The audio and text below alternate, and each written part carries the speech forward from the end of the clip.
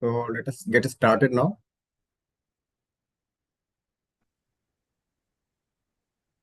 Yes. So greetings to all present. I'm Dr. Manisha Gupta from UHV team. I welcome all respected panelists, attendees, and delegates joining from Zoom and YouTube from India and abroad on the 9th International Conference on Human Values in Higher Education. So we had sharing sessions before the break in different rooms where the individuals who are going through the process of value education in their higher education and are verifying it in their living, and institutions who are living for value education, who are working for value education, they have shared their impact of such an education in transforming their life. So now we are into panel discussion session, and we are in education panel on holistic value-based education. This is group 2 in room number 2, and group 1 is going in room number 1. There are other panel discussion going on, like for holistic health in room number 3, and SDG addressing at the root, they are going in room number 4. So earlier today, the keynote session on vision of human education, fulfilling human aspirations, that talked about a solution-centric approach to our problems, that is holistic value-based education, and its role in fulfilling our aspirations of happiness and prosperity in continuity as a human being. So in continuity with the same, now in this session, there will be a panel discussion on the need for holistic value-based education. So to carry forward the session, I would like to invite Mr. Amresh Patil. He is here with us. So he is Associate Professor, Department of Civil Engineering, PDA College of Engineering, Karnataka. He is BE, ME and PhD in Highway Engineering. He is connected with UHV since 2021. He is also working as coordinator of UHV cell in his institution, and is volunteering as regional coordinator for SWR region. So over to you, Mr. Amresh, for sharing the UHV point of view on need of holistic value-based education. Thank you. Thank you, Dr. Manisha Gupta. Yeah. Myself, Amresh Patil, has just introduced me. I am here before you all to propose the need of holistic value-based from the UHV point of view. Today, if we are trying to look at the need of the value education in day-to-day affairs, we can also look at the efforts that our country has done with the past, looking at our Constitution of India, where we are looking for justice. Mr. Amresh, can you just put up the slides also? Yeah, slides are there. I think not done. Sorry. No, you have to share the PPT.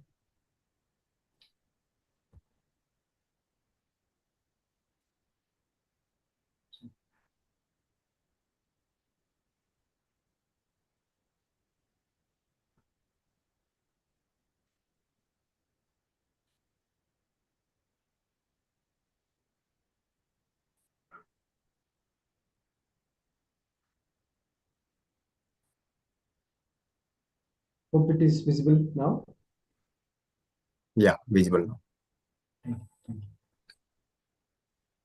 Yeah, if you're trying to look at the Constitution of India, we are able to see very clearly that it is working towards justice, liberty, equality, and fraternity. And pertaining to that, there were a lot of committees which have been formed in our country, which were working towards this value education, or where the emphasis was to see to it that the fulfillment of human being is there happening. So we are able to see that there are a lot of work related to this is there happening, even with even though if you are trying to look with sustainable goals aim that were looked, it was just looking for the equitable and just society.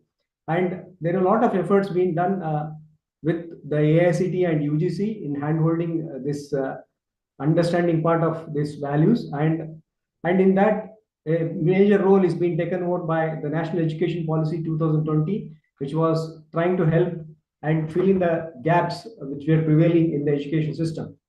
So now if you are trying to look in the today's scenario of education and what really is the priority, is that understanding part, is it the learning part? Most of the time we are able to see that required in an education system, but what is on priority if you are trying to look, we are most of the time working at the level of the skills and the technical education, but this understanding part is what is the gap. So if at all, if you are trying to feel that this is what is the priority, we can all look into this need for this value education in our higher education. If you look at the present approach that is being adopted in the skill education, we are mostly addressing the needs of the body. So where the proposal of human being a coexistence of self and body is not at all being brought into the education, and we are mostly focusing on the body part, and we are not at all looking at the with related to the self. But once this is not missing, then the human being are not even have the capacity to live in relationship with other human being, and this focus is not at all prevailing in the present education system. If you are trying to look at the core of the focus of the work with related to the skill education, it is more and more producing more and more and accumulating more and more and consuming more and more. There the right utilization parts and producing what is required is what is missing. So if you are trying to look at the holistic value-based education, it starts with solution-centric, and we find that the address for both the self and the body is there pertaining, and the right understanding in every child starts with this understanding of the values, and the child will have the capacity to live in relationship with other human being, and it also has the capacity to how much is required, so that he will acquire those many skills and practices for sustainable production of more than what is required through right understanding of the physical facilities that could lead to the feeling of prosperity. Now, once when such a need is being found with respect to the fulfillment living, we can also frame what can be the basic guidelines which can run through these types of proposals of this content of values, so that those contents can be universal. When we are speaking of universal, it is applicable to all human beings at all places at all time. So this doesn't has any limited selection of any particular gender or race or nationality. So it can go with the basic guideline of a universality. So it can also have a content where it can be rational. So we can always have some logical reasoning, and not to depend upon do's and don'ts, or and not to state something as a blind belief. So it has a content which is more rational. And the best part is the verifiability. The student is able to verify the values on your own right. So values are being put, any proposals that are put before, it can be verified whether this is working true for me. And that is helping him to go with that content. And once when the student is able to verify by himself, and that part of the content or those proposals which he tries to bring into his living will lead for an harmonious living. And once when he is able to establish an harmony in himself, it can be shared with other. Now the other human being is also harmonious in this understanding part, the human being, and he starts participating with the rest of the nature. So these can be the basic guidelines of this universal values content. To sum up, the priority of values are being felt has been discussed, and skills or the skills, and in the present days focus is most of the time the skill education, but it can be a solution centric approach where the work can be towards the holistic value based education, which will ensure the right understanding in every child, the capacity to live in relationship with other human beings, the capacity to identify the need of the physical facilities, and the skills and practices for sustainable production of what is required, so that that feeling of prosperity is there, so that he will rightly utilize the existing physical facilities that he is producing. And the basic guidelines for the value educations can be universal, rational, variable, and verifiable, and leading to harmony. So with this, I take the privilege of introducing the moderator of this panel discussion, Dr. Kumar Sambhav. He has done his BTech, MTech, and PhD from IIT Kanpur in Mechanical Engineering, Associate Professor and Acting Director at UP Institute of Technology, Noida. And he is actively involved in value education on a pro bono basis since 2001. So I now hand over the session to Dr. Kumar Sambhav. Thank you, Mr. Amresh. Thanks for sharing the priority of values over skills in education, also the need for value education and the basic guidelines which are required to be fulfilled when we go for implementing any content of value education. And we are here for the panel discussion, and I can see that we have a rich panel of panelists with so much of experience the panelists have got. So going over the list of the panelists, yeah. Mr. Amresh, please go to the first panelist. I put square. Yeah.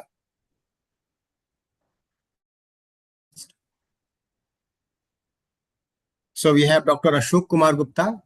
He is CMD at Research Foundation of India, also Provost for the World Innovators University, Professor and Head in Mechanical Engineering at LNCTS Indore in India. He has degrees of PhD. Please hold. He has degrees of PhD management. In management, he has done PGDM and he has degree of LLB in law and MTech. He has multiple awards, published multiple research papers, authored a book. He's also a member of IAAM and ISHRAE and ISIE. Welcome, Dr. Ashok Gupta. I hope I'm audible to you. Yes, sir. Thank you. Next, we have Dr. Sonopat Ji Joshi. He is principal at Department of Nursing. Please remove your cursor from there. That's why it is getting clicked. Yeah. Yes, sorry, Bhaiya. Then we have Dr. Sonopat.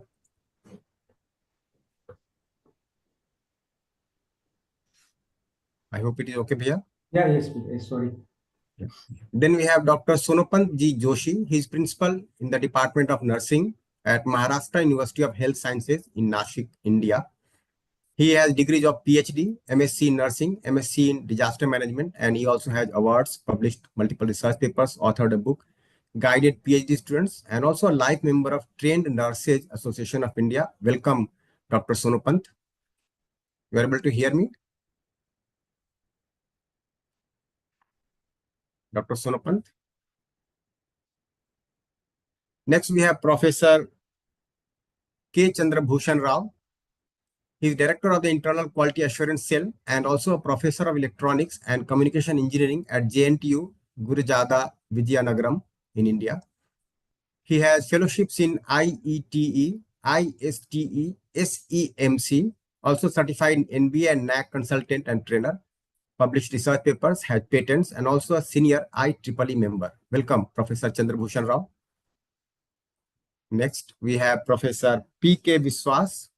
He is the Vice Chancellor of Jagran Lake City, JLU, Bhopal in India. Faculty member of Indian Institute of Forest Management in Bhopal. Director at Lal Bahadur Shastri Institute of Management, Delhi. Institute for Financial Management and Research, Chennai. Founding Vice Chancellor of Skyline University, Nigeria. So he has multiple experiences like this. He also has several awards, published research papers, authored a book, and also a peer reviewer of the publications. He is also consulting several assignments with World and UN agencies. Welcome, Professor Biswas. Yeah. Dr. Bindu probably has not been able to join. We would have been happy to have her here on the panel. So maybe she joins in between. So let me introduce her too in her absence. Excuse me, I have joined, sir. Oh, okay, nice, nice. We are waiting for you to join. I have already joined. Nice, so nice to see you. Thank you. So Dr. Bindu, she is the Dean of Education and Professor at University of Kerala, also the Chairperson of the Board of Studies for PG Studies, Honorable Director of UGC National Curriculum Development. She has been guiding PhD scholars, guiding projects, awards. She has multiple has. Then published research papers, authored book, reviewer of journals, trainer for IGNU and NEP programs, resource person for life skills and value education. And also She has received the Bharat Ratna Mother Teresa Gold Medal Award in 2021. Welcome, Dr. Bindu. Next, we have Dr. S.M. Anas Iqbal. He is the director of Vashisht School of Management, Indore, India. He has degree of PhD in Commerce and also MBA. He has multiple awards, published a freelance writer, authored books on global education system, environmental studies, changing social arena, value-based innovative business management. And also he has the award of Bharat Ratna, Bharat Vidya Shiromani Award, Bharat Gaurav, Eminent Educationist Award, Rashtriya Shiksha Samman. Welcome, Dr. S.M. Anas Iqbal. I hope I am able to reach you. Next, we have Dr. Sunil. Dr. Sunil has done his BTech, MTech, and PhD. He did PhD from ISC Bangalore in civil engineering. Presently, he is the professor and head of the department at the Division of Civil Engineering at Cochin University College of Engineering, Kutanad, CUCK, also associated with UHV from June 2020. And lastly, on the panel, we have Ms. Nidhi Sachdev. She has done Master of Computer Science and Engineering from Savitribai Phule, Pune University. She is also a faculty at Shivaji Rao S. Jondhale College of Engineering, Dombivli, Maharashtra. She has 14 years of teaching experience and involved with UHV activities since 2020. So I welcome all the panelists. For the panel discussion, we have 90 minutes of time. So what I'll do, I'll be sharing certain questions from my side, and we'll have a timer here for each of the panelists.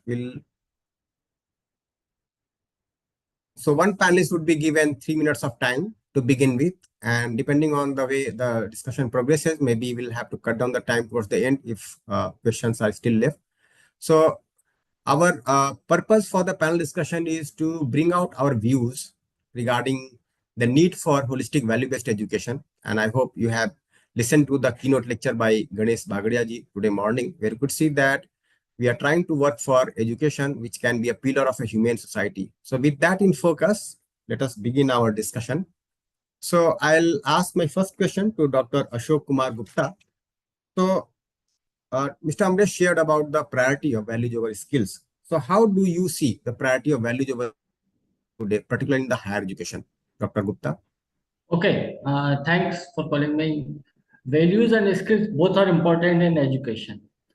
The value education helps students develop a strong sense of right and wrong and promotes ethical decision making, tolerance, and respect for diversity. It also helps students develop their moral and ethical compass and shapes their personality and character.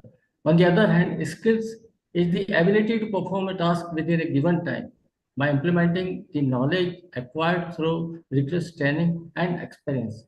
Skills are oftentimes reflected in our accomplishments, achievements, and success. Engaging in activities that match our skills provides a sense of confidence. Values are represented by activities that are important to us. Values are reflected in beliefs, priorities, attitudes, feelings, and principles. Value one help one make good decisions and guide us throughout life. This is why values are held in high esteem. Good values are absolutely more important than skills. Values play an important role in one's life and help us grow and develop. Skills help us achieve our goals, and values influence the decisions we make. Values help show us what we want, and skills help us achieve them. What is, which is why they complement each other. Some important values include honesty, integrity, empathy, and respect, while esteemed skills may involve communication, problem solving, adaptability, and teamwork. So this is all from my side. Thank you, Dr. Ashok. Agree that yes, values hold a higher priority over skills in education. Now let me come to Dr. Sonopant.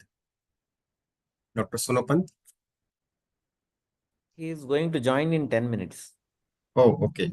So let me come to Ms. Nidhi now. Ms. Nidhi, priority of values over skills in higher education. Thank you so much, Dr. Kumar, for posting that question.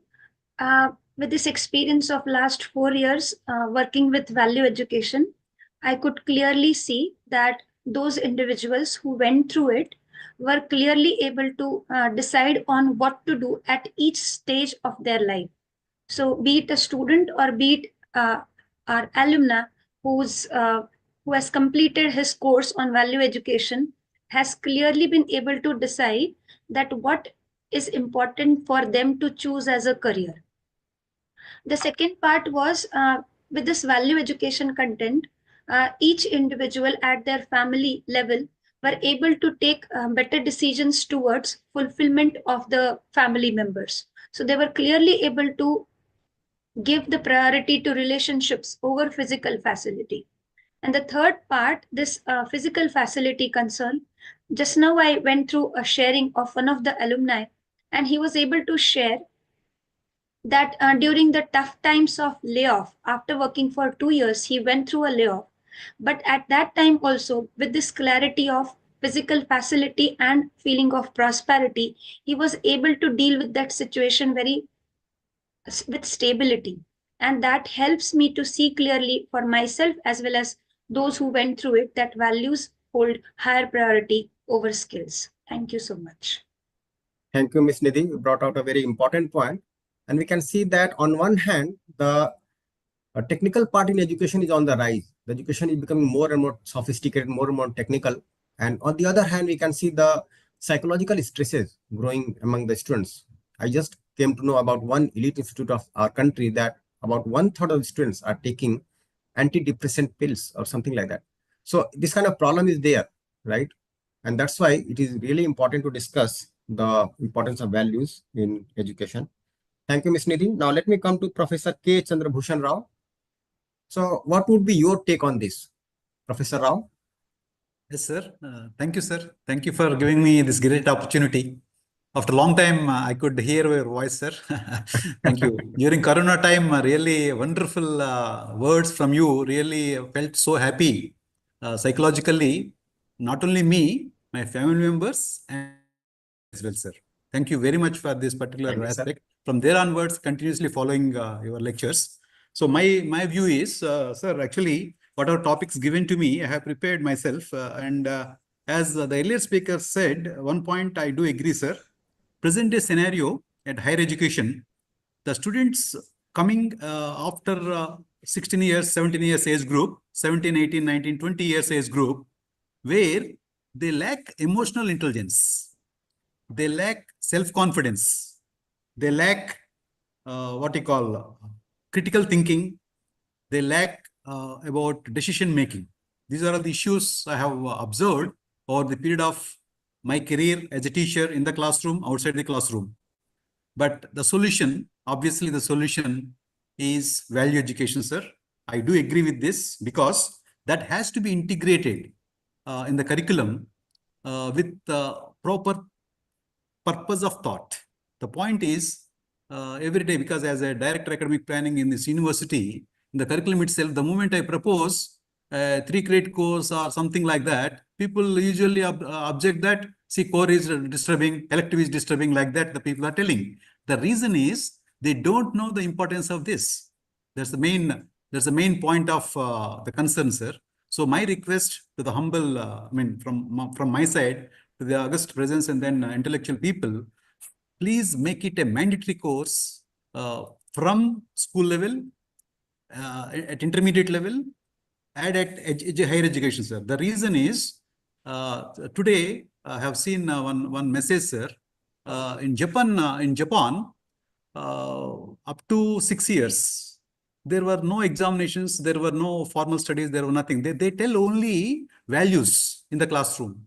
How to behave, how to talk, how to clean our benches, how to clean our table, how to clean our, whatever we use, and how to wash our socks, how to wash our clothes, all these things. The reason is there's a discipline, so inbuilt. That is missing, sir, in our culture in India. That's the reason we are seeing a lot of nonsense in the newspapers, unfortunately, very unfortunate. But the point is, sir, the solution is certainly that this value education must be made mandatory from school level, sir. This is my concern. My concern from my bottom of my heart. I'm requesting to the people, because this is the best platform for me to request to all the people, sir. Thank you very much for the great opportunity given to me. Very genuine concern shared by you, sir. And of course, it is need of the hour also, looking at the scenario in the society. And you cited one example from Japan also, trained how to participate in their larger order, right from childhood, even in the classroom, at home. And value is participation, right? And we need to, of course, educate our children so that they know what is their participation, different levels of living. Very nice, sir. Thank you, Now, sir. let me come to Professor P.K. Viswas. So, can I have your views on this, sir? Priority of values over skills in education? Yeah. Can you hear me? Yeah, Yeah. clearly. Thank you. I have a different take. I think value education now, what you have given the Japanese example or whatever it is, we look at our Gurukul system, for example, Gurukul Pratha in India. If you look at the education system which we had in Nalanda or Takshila for that matter, we had a wonderful traditions. Unfortunately, that has been lost on the way. And education, if you say that only value education will have a separate course, a separate credit course, that does not help. I think value education can be built through the courses, different courses. And this is the real essence of the multidisciplinary or interdisciplinary teaching succeeded in, that is propagating. See, it is not a question of, we have to see how the interrelationship between cognitive, social, and psychological. That's very, very important. Like somebody gave an example of students getting into depressions. And basically, the problem is that the new generation are more into the mobile phones and laptops, and they're in isolation. They're not interacting with the people. Whereas when you have this kind of interdisciplinary, say for example, a student of law can go and do something in psychology, for example. The psychology students can go do something in management. Now, in real sense, it also lies a lot on the faculties. Now, how creative a faculty is, whether he is able to give that kind of creative assignments or not, that is extremely important. And we forget in the teaching, we become teaching machines in the university and colleges. We don't provide space to the students, space for their creativity, space for their imagination, space for doing projects, space for community outreach. Unless until you do all these things, how do you build value? Value is not available in a market commodity. You can't imbibe that. So through different kind of practices, different kind of pedagogy, I think that can be inculcated. And when you look at it, we are all talking about global citizenship now. And this is extremely important of connected between mindfulness and well-being. And also we have also forgotten on the way personality development, character building, health education, for example. They are as important as what you are talking in the value education. And when you are talking about, say, for example, now we are SDG, we are talking about sustainable development goals, and we are saying the society has to be, how many of us are tried to be conscious about what is being taught in the university, schools or colleges or university? Now, with a lot of difficulty, we have introduced environmental education at the school level, and their textbooks are now being released by NCERT. See, unless until somebody is, whether it is social environment, whether it is ecological environment, whether it is other environment, if they are not aware, I think we are not doing right justice to the value education. And this can be accomplished. Say, for example, dignity is important. Nurturing emotional intelligence. Somebody did talk about emotional intelligence. Awareness, 360-degree, wholesome personality. That's important. And it has to be intellective, expressive, active, reflective. No, we are not reflecting on many issues. And that is there with us also. And that will give to holistic vision. Stop here. Very nice. So you are saying that in place of lifting ourselves to value education, we have to go for value-based education. Let every course inculcate values, isn't it? Yes, And in fact, yeah. So that was very nice to hear. You see, in the convent schools and the earlier primary education, there used to be a course called moral education. There is something called value education. It was there. But you tell me honestly, how many people were really that's my next question. I'm coming to that. Yes, I'm coming to that. Yeah. So nice, Professor Viswas, for sharing that. You also cited example from our tradition, how in the Gurukul system, the students were able to learn the values right from childhood. Very nice. Now, let me come to Dr. Bindu. Can I have your views on this? Yes, from age old days, our intention of education or the aim of education was character formation or character building. And that encompasses the three domains of learning, that is from cognitive, then to affective, and to then psychomotor. But later on, when the technology has expanded the horizon of education or the levels of learning the students can access, I think the skill development has been gaining significance. And even now, because we are now living in the age of AI, because AI has been conquering everything. And without having humane qualities, you can have everything in this world, maybe in your fingertips. And there the skill demands, isn't it? Because that's skill development. But I think skill is important, but the emotional intelligence, social intelligence, everything, that is, we have to train the people to intelligently experience or practice the values. That is, I think that is the need of the hour, because we can't give away with technology. And this character formation, because character is actually shaped from their responsibilities, maybe.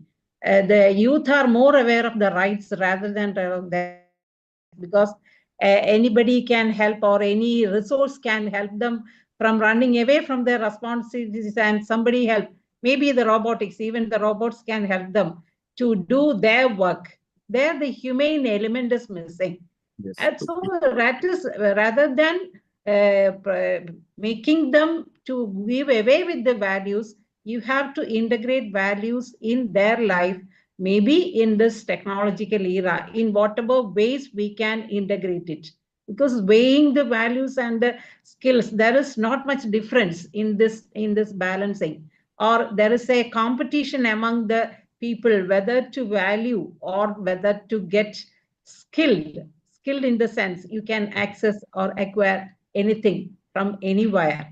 You are free to do that, but that freedom, or that maybe sometimes it is ignorance, it's not the education. That ignorance may be leading them to more accessing to this technology without weighing anything, because the humane aspect, then it's not, we don't have to think about human values much, but be humane in practicing values. That must be trained among the either the youth or the young children, because the life skill education, we are getting more prominence nowadays from the stress, coping with stress. Somebody has mentioned about the depression. That is, they can't balance the stress and the emotions that has been created out of their immediate environment. And that is why NEP has also said we have to practice age appropriate, context specific education, because that demands what is the age of the child, what he demands, or what is necessary for him to develop a better character or a good character. And there comes the importance of values. And in the psychomotor domain also has to be enhanced or expanded, so that they can better contribute to the work field or the skill areas or skill domains. So in that sense, we have to access to Nice, more nice, Dr. Bindu. effective and I'll have to name it sustainable here. strategies. I think we have been talking about sustainability anywhere, everywhere, in every field. So we have to go for sustainable measures and strategies for keeping a balance between this, that is acquiring the skills and values. And Thank that's you. more important, and in all levels of education, because in our university also, I'm in the field of teacher education. Thank you, Dr. Bindu. Yeah. I'll come to you again. Thank you. I'll come to you again. Yeah, nice. Thank you. Nice, you elaborated upon this thing so heartily. You can see how you feel the priority of valuable skills in education. Very nice. We had launched a poll also for our delegates, and we can see that 92% people have said that yes, value education comes at a high priority. But let me take the opinion of Dr. Iqbal here.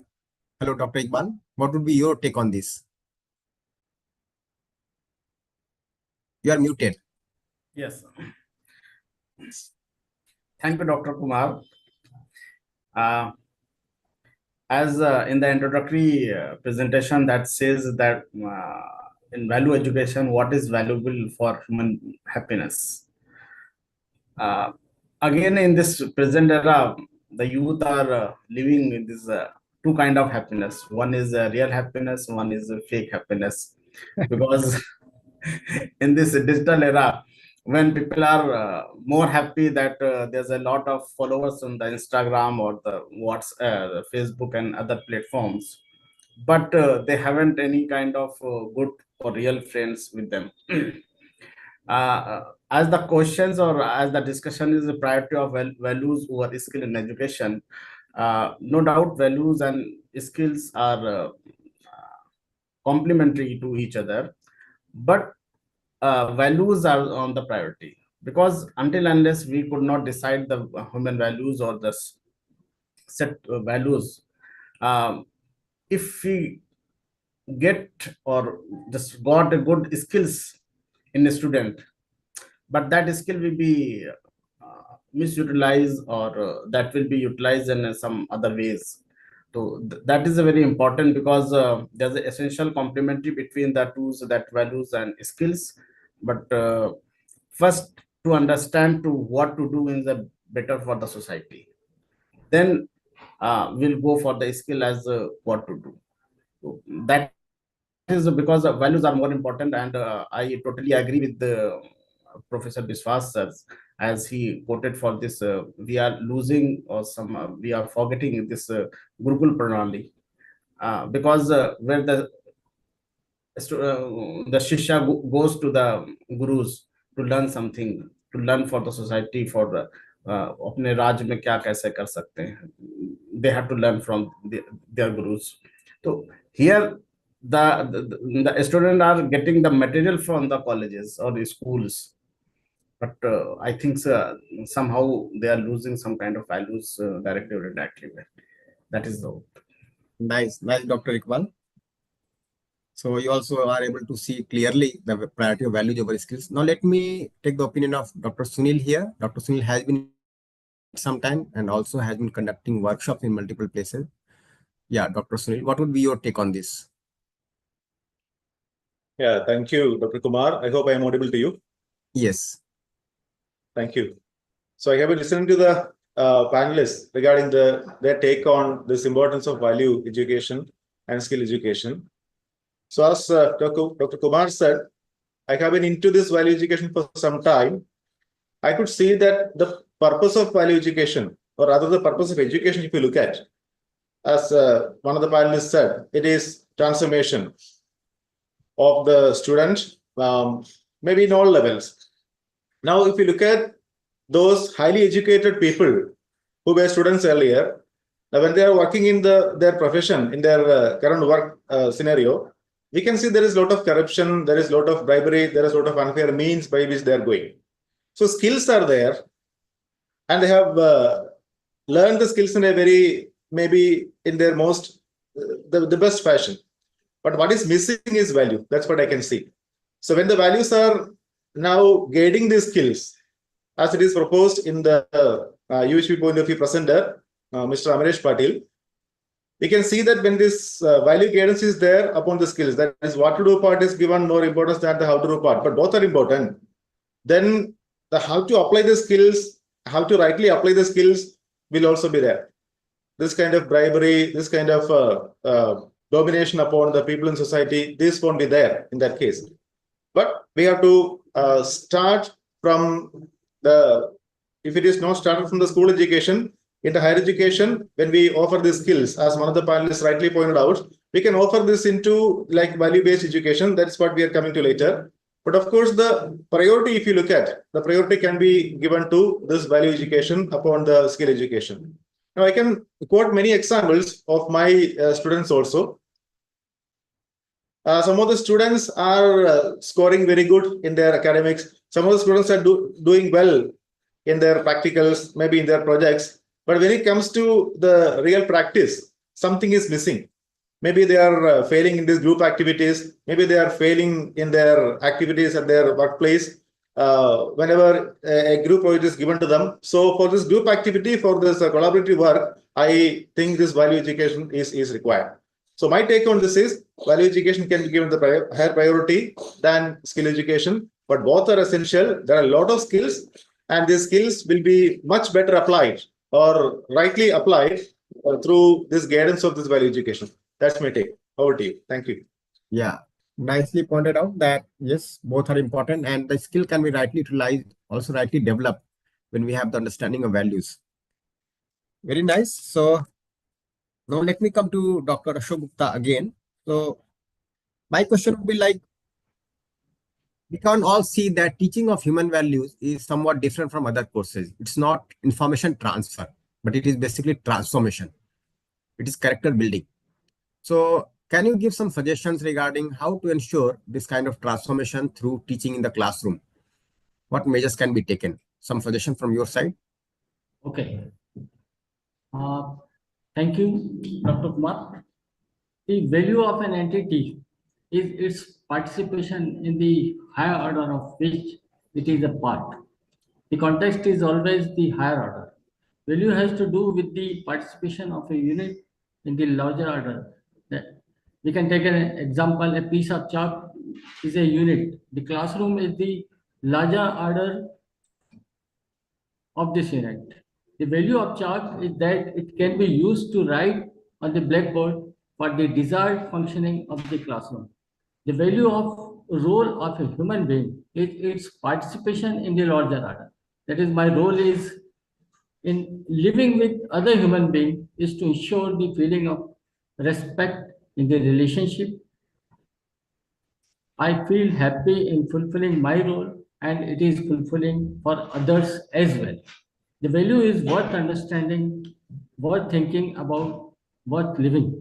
The value of human beings is to ensure mutual fulfillment in the larger order, that is, in the entire nature existence, but starting from within themselves, the extending in their family and in the society.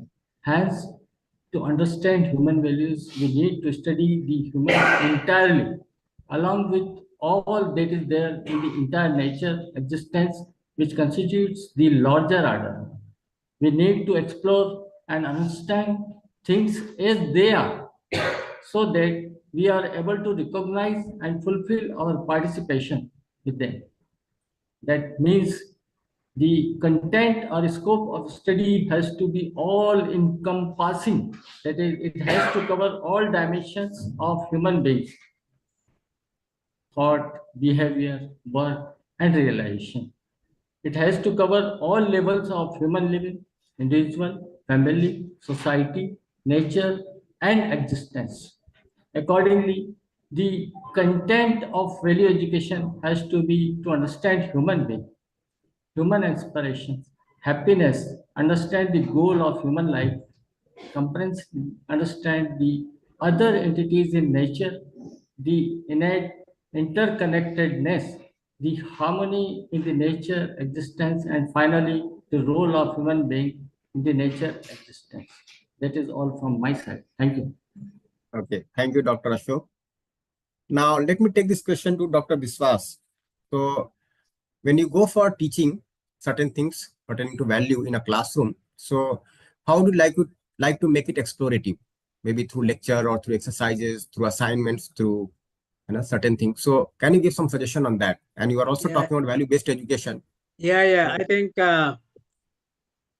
let me tell you from my own experience. Now, I have been from management education for 40 years, and we believe in case study method. This is one of the fantastic pedagogy if you want to really arouse the students for discussion and debate. And also, I think what is important is that we have lost the art of telling stories in the class. Storytelling is a good art form. It is not necessary that, we have a PPT-oriented teachers these days, PowerPoint presentation. They think that they have done a great job. What is important is that you have that kind of, you should be able to relate the different, say for example, even stories from Panchatantra, they're great lessons, they are values, what Panchatantra stories are what? It's a kind of depiction of different kind of values which can be inculcated among the human beings. Animals are only like fables, there's fable stories. So simulations can be done. Pedagogy, see, we have, visuals, for example, appeal to the student. Discussion, for example, appeal to the, you are dealing with JNG students, we must know how to engage them. Engaging students are the most critical element of teaching. And that is being lost, unfortunately. And that is where is the challenge for value-based education. And I can give an example. Now, I believed strongly, I wanted to teach what is society and polity in India, for example, to management students. I showed them one film called Manthan. I don't know how many of you have seen, 1975, a classic film by Shyam Benegal. Now, that one film, I could tell them what is the social differentiation, what is the social stratification, What is the role of leadership? How do you bring a change in the society? How do you take ownership of a product? Many things can be done. So it is a question of people should be prepared to experiment in pedagogy. In what way you would like to disseminate your knowledge, disseminate the kind of values which are embedded in different stories, different case studies, different films, different visuals. It is important, because you have to keep them engaged. Otherwise, you are looking at the blackboard or whiteboard, whatever PPT you are doing, they are engaging in the mobile phones. You can't help that, unfortunately. Unless until you keep them engaged, generate an interest in them, tell them stories. I'm not saying some kind of stories XYZ. Story is relevant to the studies. Now, say for example, if I'm teaching marketing, if I'm touching on HR, a lot of things which can be narrated to them and real. Say for example, role playing. There's another pedagogy method in HR, for example, role playing. Different roles assigned, and students will take interest. So, values can be imparted through these kind of pedagogy, these kind of methodologies, which we are not doing. Nice, Is sir. on. So you cited about giving simulations, visuals, relating stories, then case studies, citing case studies, and role plays. Various examples you gave. Very nice, sir. Now let me come to Miss Nidhi. So Miss Nidhi has been even teaching the students in the class and also conducting workshops on human values. So let me have your opinion on this. How do you try to make the course explorative? Miss Nidhi, you're not audible.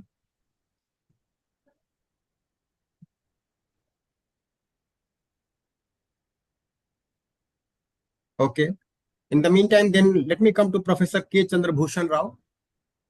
Professor Rao, what would be your take on this? Sir, please, can you repeat, sir? I was asking how to make the inputs in human values explorative in the classroom. Yes, so sir, Professor yes. Biswas gave some ideas, and Exactly, sir, I would like to have some ideas from your side also. Exactly, sir. See, actually, sir, for our what you call, for the benefit of the society, I could able to include value education as added course in our MTech curriculum. This is a 2 credit course, sir. I am teaching it. For the last 4 years, I am teaching. So I had very good experiences with MTech students, because after using, sir, talking about values in MTech classroom, so to engage their minds after 21 years, it's a real big challenge. So what I have practiced and what I have done in the classroom is, so I am talking about the core values, innate values, and then acquired values, and different, says as per syllabus and that material, the things are available. Whatever I am speaking, first 2 hours, the next 2 hours, I am picking 2 students and let them prepare their own presentation. Let them speak with all other students, including me, where I am sitting. So I have seen a wonderful, improvement and involvement from the students, sir. So for example, see the core value system, core values, whatever, we are talking about responsibility, accountability, compassion, honesty, humility, is all these things.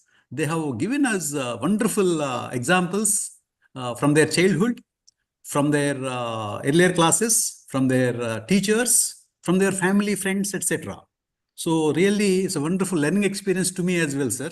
What I mean to tell you here is, in the classroom, if we ignite their mind with our example, with our thought process, with our what you call classroom lecture, whatever, if we ignite their mind, automatically they will connect and they will think about it.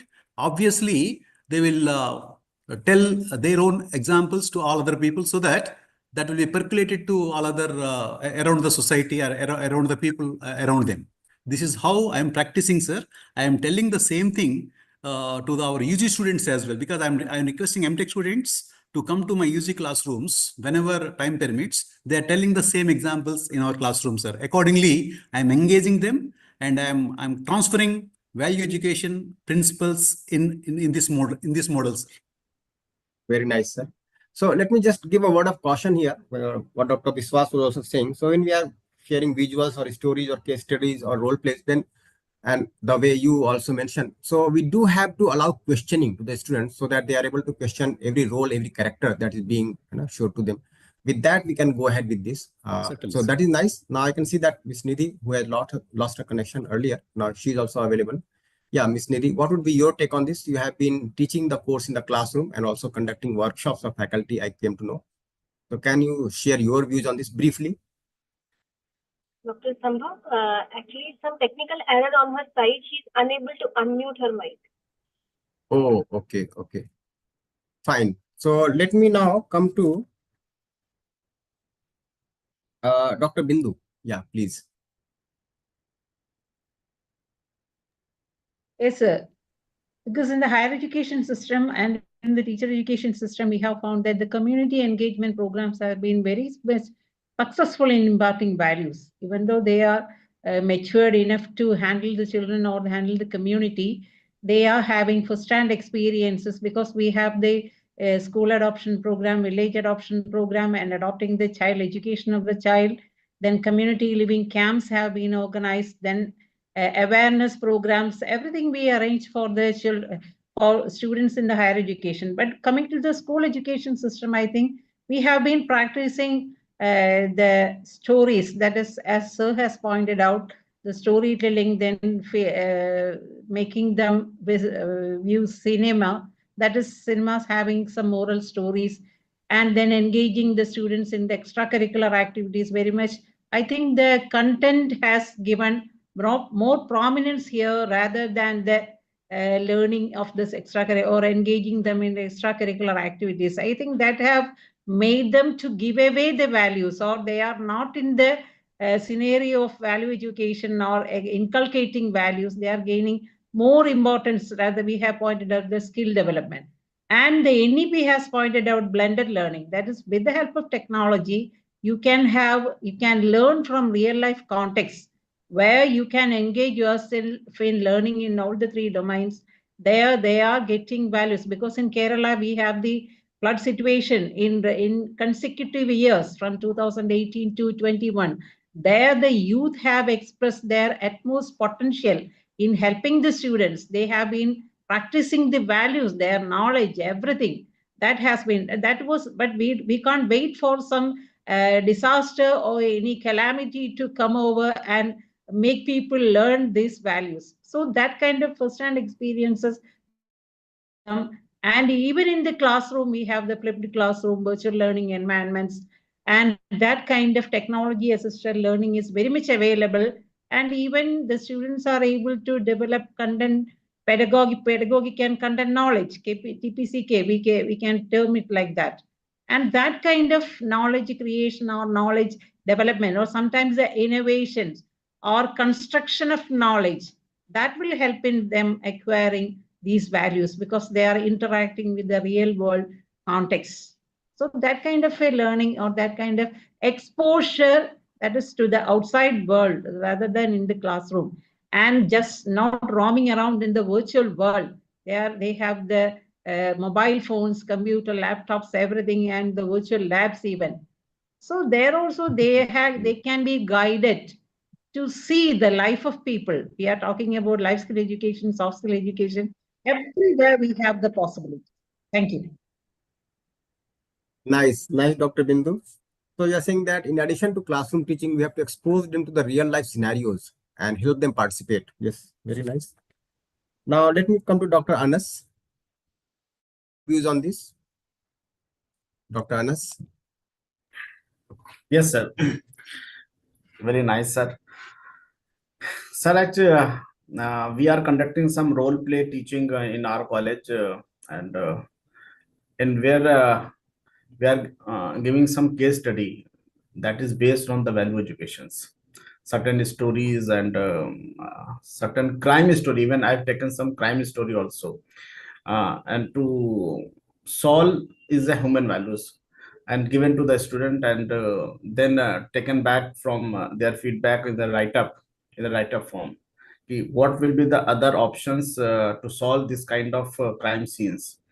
One of my research scholar and me conducted a study also on the what was this some serials telecast on the Sony TV, Crime Patrol, all these things, in which we found that 76% of total episode was conducted by the educated persons, and rest of them rest was accused was somehow illiterate people and uneducated peoples. We try to learn so many things from these kind of scenes, and as madam says, under the NSS banner, we have conducted some community services also, and where we student went to the orphanage home and old age home, and we taken centered interviews on a random basis of the old parents that were living there. That was very crucial kind of outcomes, and that's why we have to come out from the classrooms and to understand what things are going on in the mind of the young people regarding the value education. That is on my mind. Thank you, Dr. Iqbal. Now let me come to Dr. Sunil. So as it was also being mentioned, the keynote lecture, that essentially this value education is a process of self-exploration. So can you give some ideas about the basics about the self-exploration that can take place in the classroom as well in the life of the student, Dr. Sunil? Yeah, thank you, Dr. Kumar. So here also I have been listening to the other panelists. Now, when we offer this value education to the students in the form of role play, in the form of giving some stories, in the form of giving some management proposals, well, this will help to an extent. But I would say that when we propose these values, for example, we say that happiness is essential. We try to propose the values, and how do we just propose that? Can we just propose that based on a particular story? Because in the story it is said that it is so. Can we say that happiness is the basic aspiration? Or when you say respect, respect is a basic feeling within. And when we try to help them to see what is respect, will the stories alone suffice? Of course, examples are very important. Examples are helpful for them to see what is the value, and also to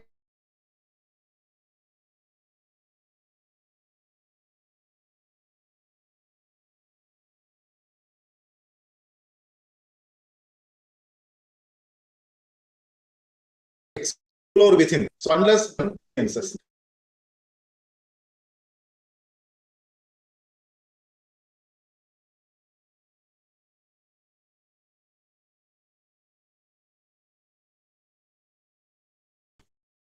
real life experience to the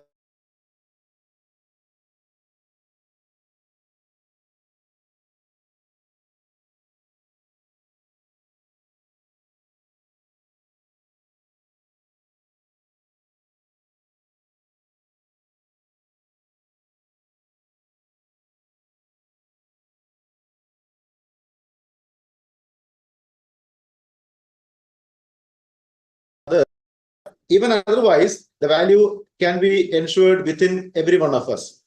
Every time, not just when the floods are coming, not just when some village is say adopted, not just when some issue is there. Even otherwise, every time the value can be ensured within. If I quote the example that whenever there is flood, yeah, the people in Kerala and the people maybe in many other parts of the country are getting united for that purpose. But what about other time?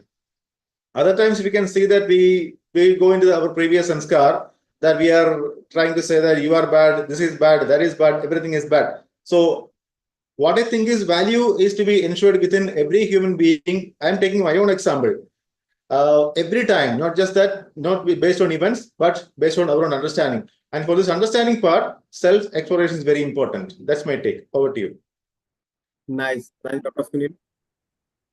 So you said how one can reflect on the basis of one's own innate nature, one's natural acceptance, and try to verify the things. That is very good to see. Now, we have some limitation of time, so I'll take one last question, and I would be giving only 1 minute of time maybe if we have less questions from delegates, I can come to the. So let me ask Professor Ashok Gupta again. So many times the universities have a concern about the number of credits, and they feel that already the students are loaded with credits. So when it comes to assigning credits to courses on human values, they sometimes feel shy. And as it was mentioned by one panelist also, that it has to be mandatory. The ICT has also made it mandatory, but when it comes to implementing, the institutions feel somewhat shy. So can you give some inputs from your side, how to assign credits to courses on human values, and how many credits you can assign, how to go ahead about this? Yes, Dr. Ashok Okay, Gupta. thank you. Thank you, Dr. Kumar. We As have far only as one time, so now we are in a quick round. Yes. Okay. As far as the UHV courses credits are concerned, presently UHV 2 is a mandatory 3 credit course for second year students in AICT model curriculum. The course is also called a fundamental course in universal human values and ethics. The course title is Universal Human Values, Understanding Harmony and Ethical Conduct. The object of this course is to help the students appreciate the essential complementarity between values and skills to ensure sustained happiness and prosperity, which are the core aspirations of all human beings. To facilitate the development of holistic perspective among students towards life and profession, as well as towards happiness and prosperity based on a contact understanding of the human reality and the rest of existence. Such a holistic perspective forms the basic of universal human values and movement towards value-based living in a natural way. Thank you. Thank you, Dr. Ashok. Now, let me take the opinion of Dr. Chandrabhushan Rao about assigning the credits to the courses on human values. What would be your take on this? We have 1 minute of time for the response. You are muted, sir. Professor Chandrabhushan. Sir? Yeah, I was asking about assigning credits to the courses on human values. Certainly, sir. Certainly. I have already gone through that and I have written to myself, sir. You let other panel members whether agree or not. Let me read out.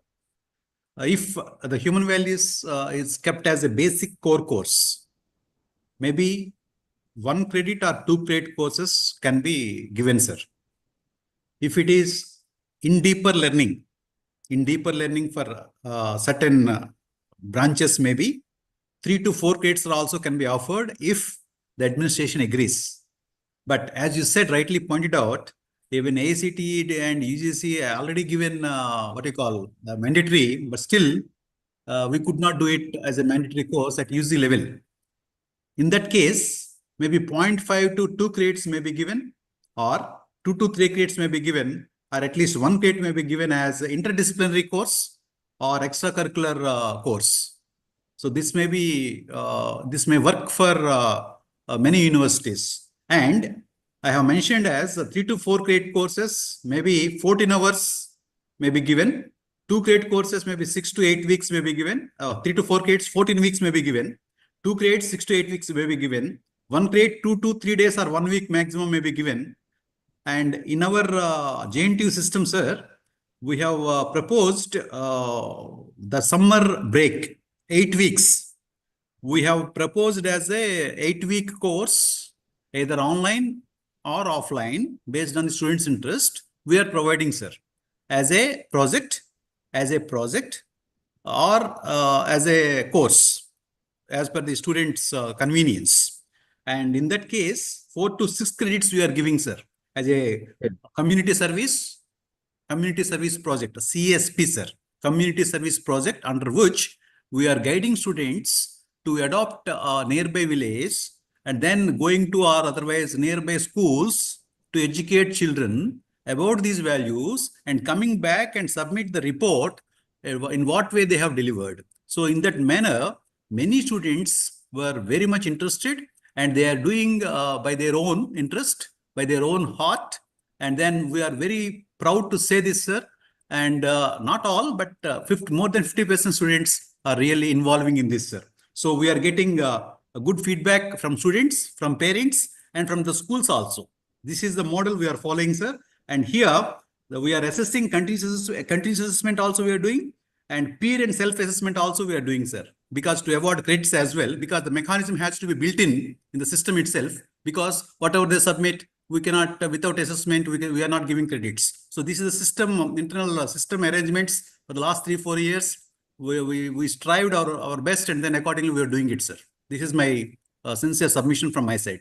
Nice, sir. So I'm happy to see. In fact, what we are citing, basically through social internship also, we can give credits to the students. So exactly. Already AICT has assigned 3 credits, and in fact, we can add upon that by certainly, sir. Certainly. Thank you. The university where I am teaching, it has floated elective courses, and there are 5 elective courses there. Also, AICT has now made the provision for minor degree. So those many measures are already being taken. But generally during the BOS, this discussion takes place how to assign credits. Certainly, so let me come to Professor Biswas. He is from the management background also. So let me take his opinion on this. Professor Biswas. You are muted, sir. You are muted, Professor Biswas. So you see, for us it is mandatory now. Probably in AICT recognized institution, you are thinking of 8 weeks. For us it is a mandatory. Intensive is mandatory for every level, whether it is journalism student, whether it is law student, whether it is a management student, whether it is engineering student. What we do is almost after semester, we built into the curriculum. It is up to you. The UGC guidelines says, most of you have talked about AICT. I have worked in the AICT like IMT Ghaziabad, I was doing. We have introduced a course called Sustainability and Social Responsibility, for example. That gave a lot of opportunity for the students to be with the community. Community outreach is important. See, most of the students in the city, metro cities, Delhi or Chennai, they are urban based. They don't have idea what is the real India at the grassroots level. So we gave them opportunity to go and meet and discuss design projects for the community. So that is a good way of learning. And credit is, it all depends on what is your objective of the course. That is now. And what is the outcome of that course. And what is the objective of assessment? These are Bloom's taxonomy follow, and then you design a course, then accordingly you can have a 2 credit, 4 credit, doesn't matter. And certain element of flexibility should be with the universities. I allow my faculty to have a lot of flexibility. Teach a few courses, theory classes, go to the field, go to the communities, do some projects there. Only and then they will learn. They are not aware of what is going on. There is like we said, digital divide. There is a divide in cultural divide. So I think that if you can bridge that gap, you will have real value. Yeah.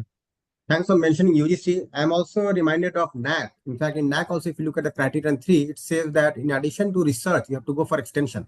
Yes. And it has been signing so much of stress upon giving values through education. Yeah. In fact, I'll give one more example. Give me 1 minute. There is something called, there's a world body called Principles of Responsible Management Education by UN. Now, that is what we are following. And in every accreditation, international accreditation, I'm not, NAC also, it has some weightage. But I'm talking about AACSB and top class accreditation, which we have got for some institutions. It talks about social impact. What as an institution, what are your curriculum, what kind of social impact it is having on the, and that has a substantial element of good. And nowadays we have sustainable green ranking and other kind of rankings are coming.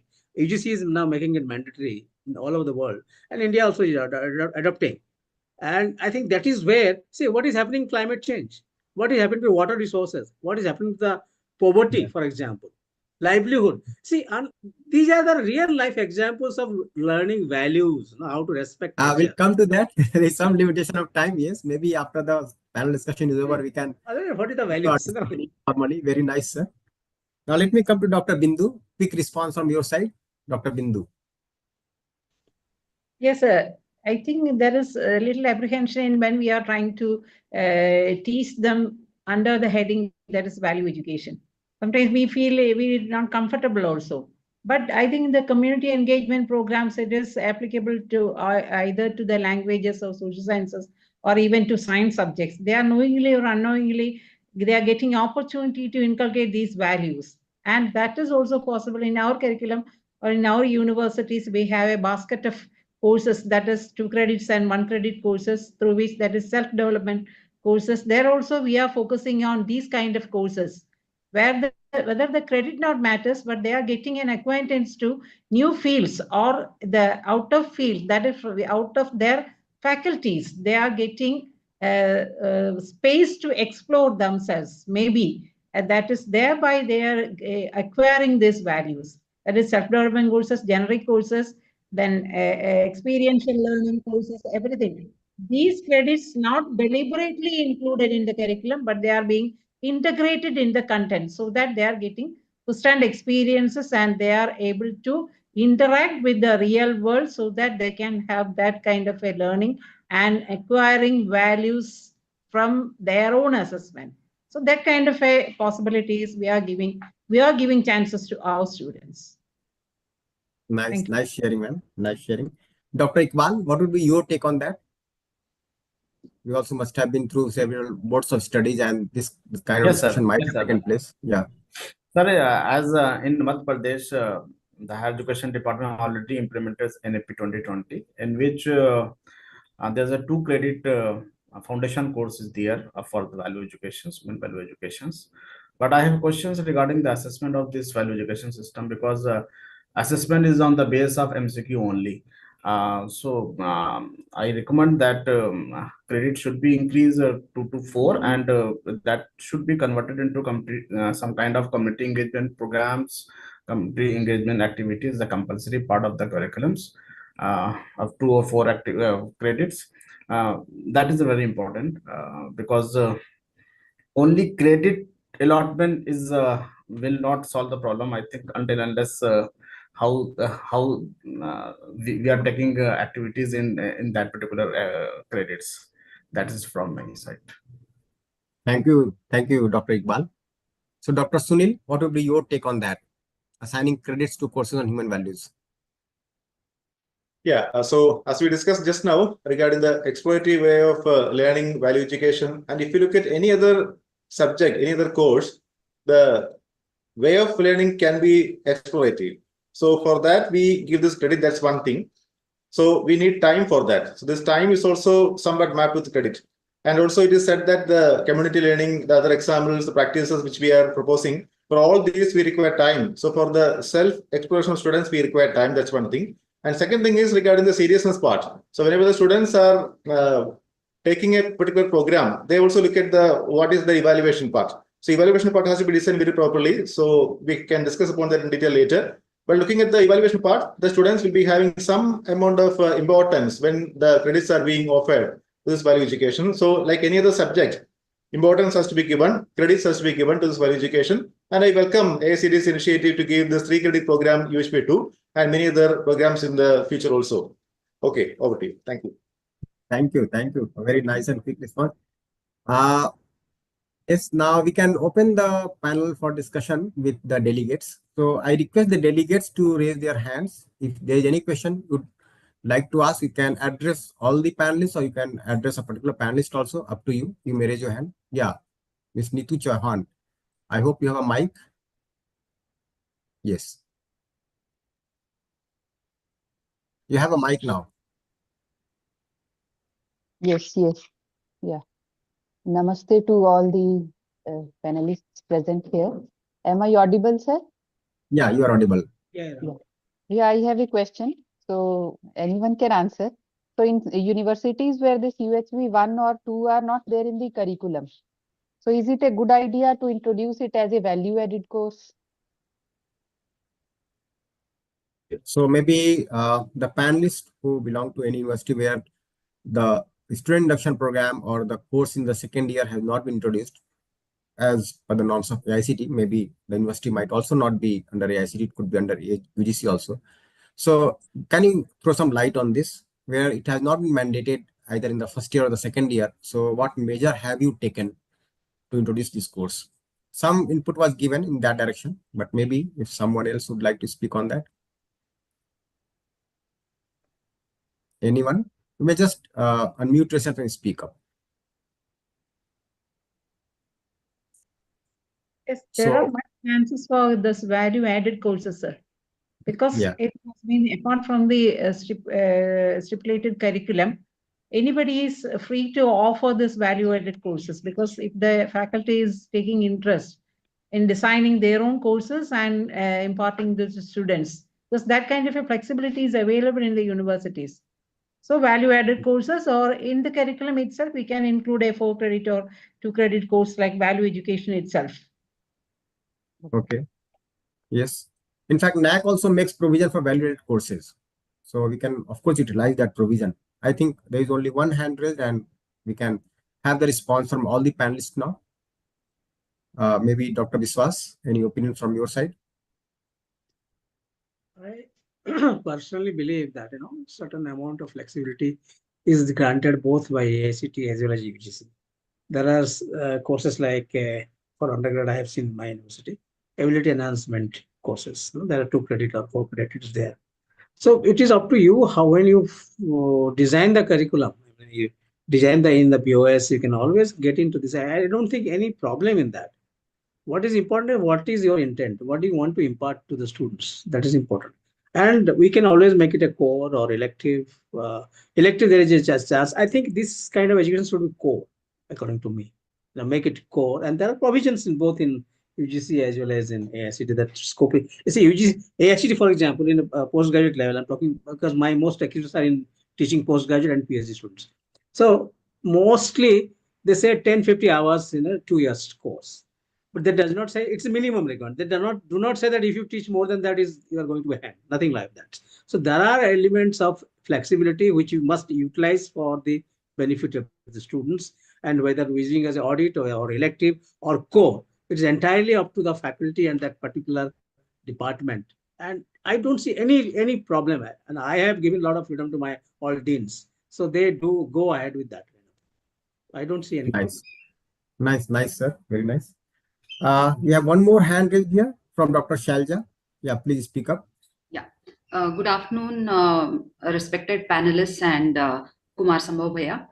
And I have been attending this UHV session since 2020, and I'm so glad that our management has encouraged to have this course introduced, firstly as non-credit course, mandatory non-credit course.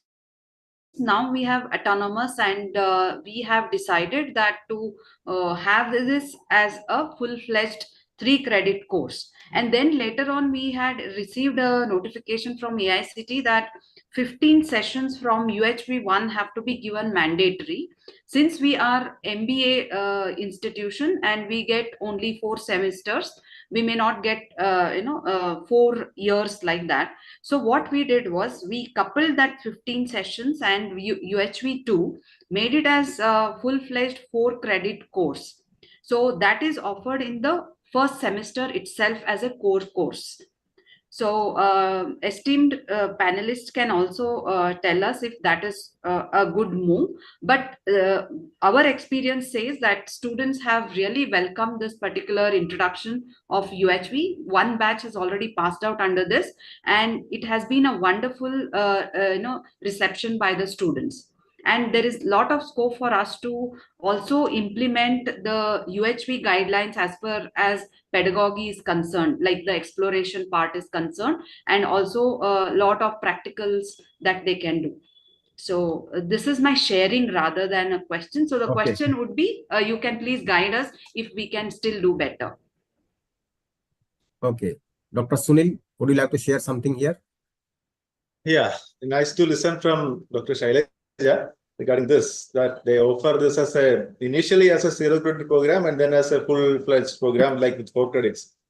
Welcome. So as we discussed, for this exploratory programs, we require time. Even in my own experience, I could see that 40 hours or 50 hours in a semester, this many number of hours we may not get in a semester for a subject, but this many number of hours are even not sufficient for helping students to explore the whole content of what we offer this UHV2. So I think it's a very good move. That's what I can tell to that we having this 4-credit program. But at the same time, connectivity to the other courses is very important. So when we offer this just as value education, the connectivity to maybe like I am in civil engineering, I can say, for example, I can connect this to the sustainability part in of construction. For example, I can connect this to my structural design, which I have been offering as another or analysis part I'm offering. Or I can connect that to environmental engineering. I can connect this to hydraulics engineering. I can connect this to geotechnical. So, like whatever skill part we are offering. So, if you're able to connect this with other subjects, like that is going to come in value-based education. But still, I'm telling, even when you discuss about the value education, if you're able to connect this with other courses which we are discussing, the students will also be getting connected to this. And offering this course as a 4-credit program is very much welcome, in my opinion. Yes. Thank you so much. Thank you. Thank you, Dr. Sunil. I can see there is one question in the box for question and answer. So it is, why is it not possible to incorporate content of value-added courses for competitive examinations? Okay, interesting question. So I open the question to all the panelists. Dr. Iqbal, would you like to comment on this?